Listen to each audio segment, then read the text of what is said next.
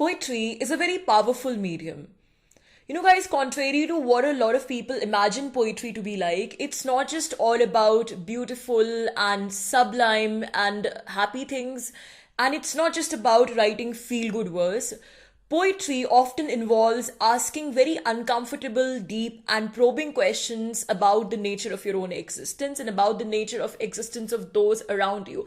So poetry at times can be often, very unsettling, unnerving, and reading some poems can make you feel very uncomfortable and bring you face to face with your own internal demons, as well as make you question and think a lot about various issues, sensitive issues, I would say, pertaining to the society.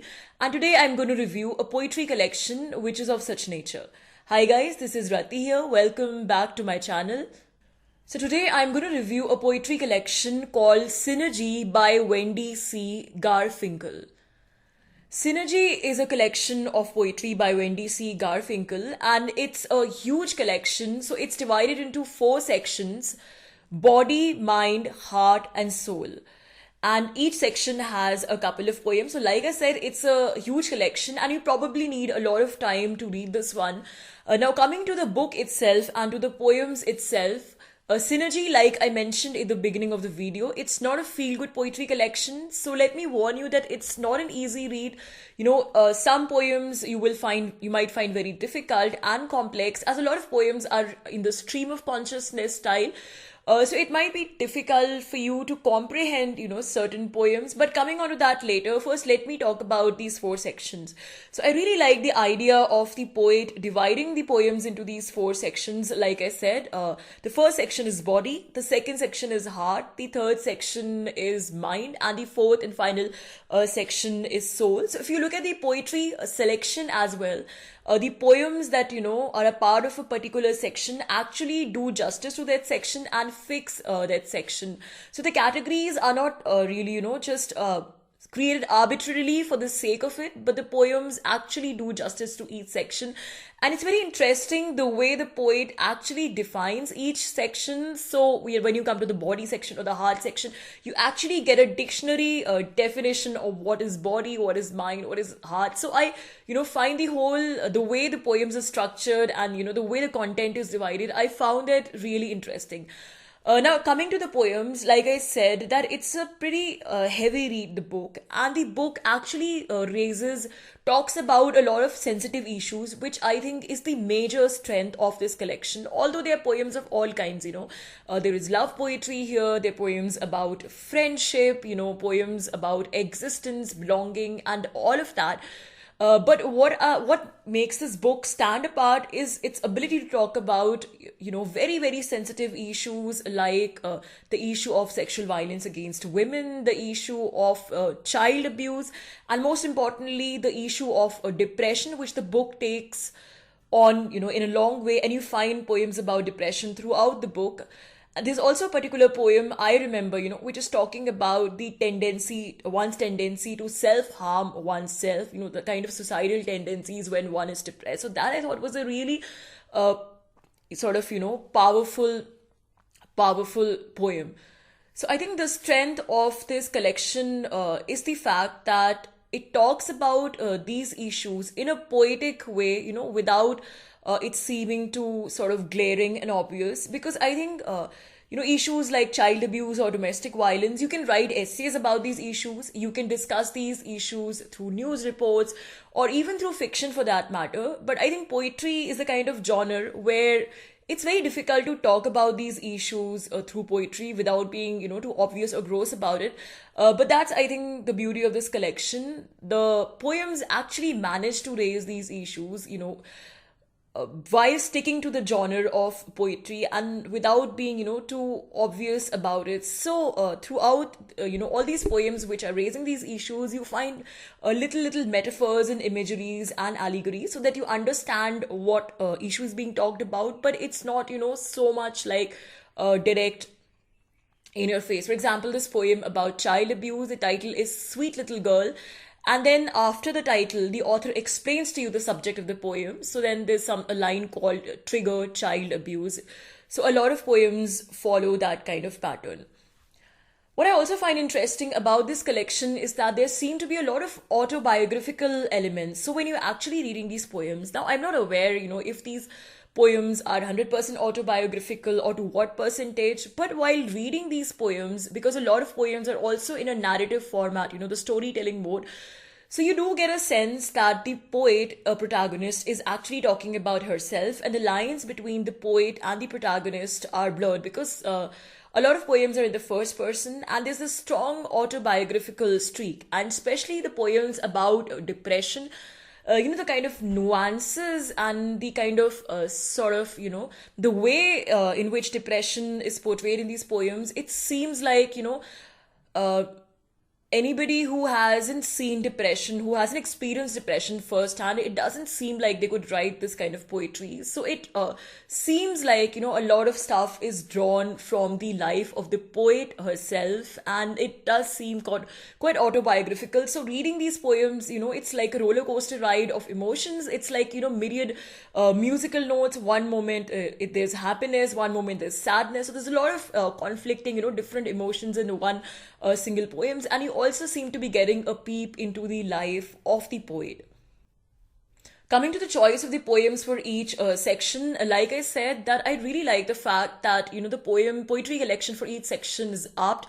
Like for example, the first section, which is one of my favorites, the body section. So each poem here, even if it's not directly talking about bodily experiences or physical experiences, the textuality, the tangibility of, the tangibility of poetry, the tangibility of, physical experiences or emotions, that comes across through poetry. So the poetry literally, embodies that sensual and, that kind of, how do I define it? Each poem embodies that very, sensual and that very body-like quality in its textuality, and that I think is a beautiful part of this collection. You can see the same thing in the heart section as well.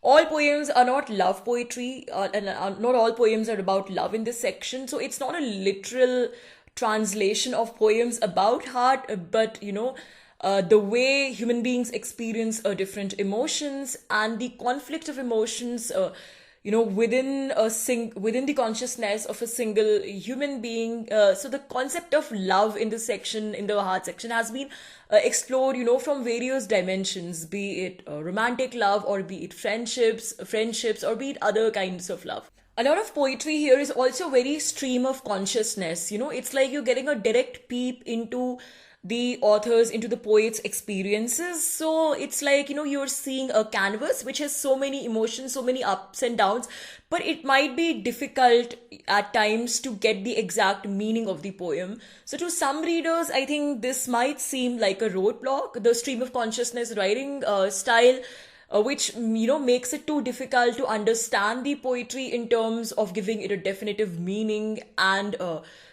context. Also, if the socio-cultural context here is very specific, so if you're not from that socio-cultural context, then also it gets difficult to determine the exact meaning of the poems. But I think that's the beauty of these collections, that the poems work at a very psychological level. So when I am reading these poems, right, I'm an Indian, I come from a very different cultural context, but when I'm reading these poems, what I'm essentially seeing as a poet myself is, a lot of moods, a lot of vivid images, and it's almost the poems are visual, of course, but apart from being visual, there's also, an almost cinematographic quality about the poem. So it's like a film running before my eyes, and I'm literally experiencing a journey into the psyche of the poet protagonist. So the poems have a very powerful effect, I think, on the reader, despite the fact that even if you're not getting the exact meanings, the poems are not written in a way that they intend to give you the exact meaning, I think, but, you get these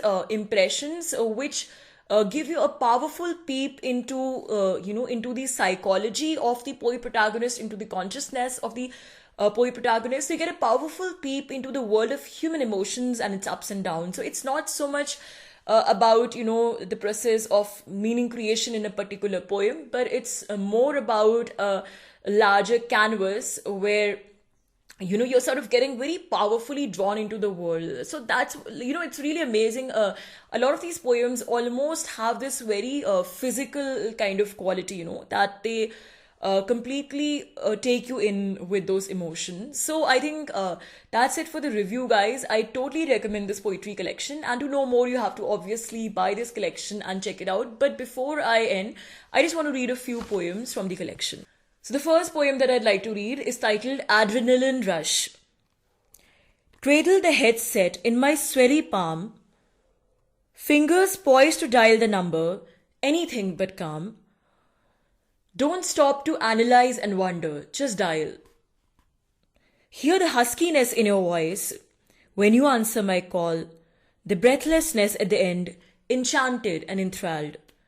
Quickly, in a heady rush, I state my business, no need to push, the next step yours. Return to normal, back to earth, yet not all is calm. Palms sweat, hands shake, adrenaline rush. Now the second poem I'd like to read is titled Collaboration. My art, different than yours, my art, different than yours. You paint upon canvas colors of bright, metallic, barren hues. I paint upon paper words of fluctuating shapes, sizes, complexities. Both of us telling stories, evoking reactions, each in our own way. Maybe we should collaborate. I'll put words to your colors. Actions speak louder than words, third poem. Speak to me, not with your words, but by your actions. Whisper sweet nothings in my ears. Tell me you love me, but show me too. Hold my hand. Gaze into my eyes, touch me, let me see your face. Actions speak louder than words. Words are just lip service. Words are just lip service. Move me with your care, but by putting actions to your promises. Just one last poem, it's titled Emotional Crash. Starving, thirsting. Amazing how fast an emotional crash can happen. One moment, floating among the clouds. The next, wading through the mire of sharp, biting syllables. So guys, thank you so much for listening. That's it for today. I'm going to provide you a link to this book in the description section, as in where it's available on Amazon. Thank you so much for listening. Bye for now. Please do subscribe to the channel if you like our content, and please do press the like button. Thanks. Bye for now.